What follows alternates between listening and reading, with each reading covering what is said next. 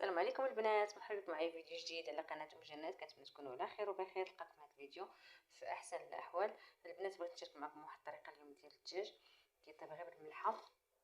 غتقول لي غادي يجي مالح، ولكن ما كتجيش مالحه، كطيب الدجاجه كطيب بالذكيه ديال الملحه.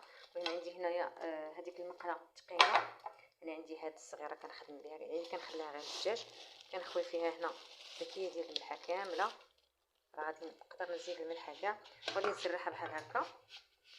وعندي هنايا الدجاجه ها هي مغسوله، انا غسلتها البارح في الليل بالملحه والحامض وسكينجبير وبيتها كتقطر في الثلاجه.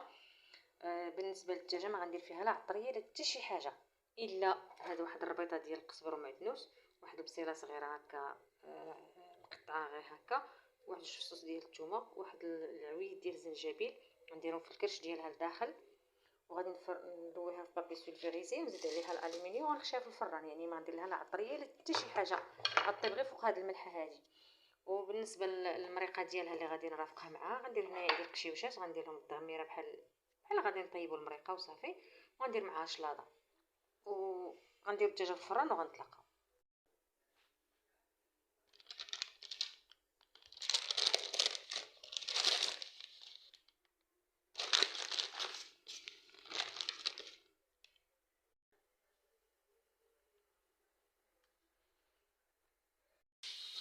البنات هنا تقريبا داز شي ساعه ونص على الدجاجه اللي كنتها في الفران. دابا راه تقريبا طابت.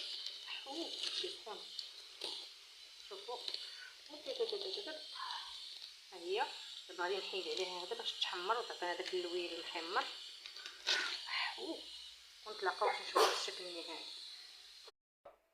البنات هذا هو الشكل النهائي ديال الدجاجه ديالي. شوفوا كي كتحمر البنات كتجي محمره، غير ملي كطيب صافي كيف ما شفتوا كنحيدوا لها داك الكراد وكتحمر هكا على خاطرها.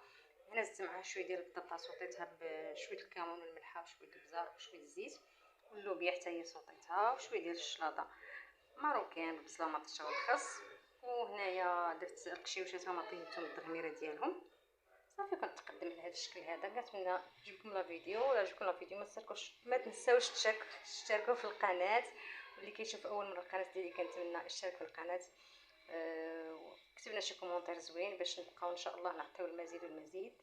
وكنشكركم بزاف البنات اللي كانوا معايا قدام واللي دخلوا معايا جداد. كنشكركم بزاف. الى فيديو جديد ان شاء الله.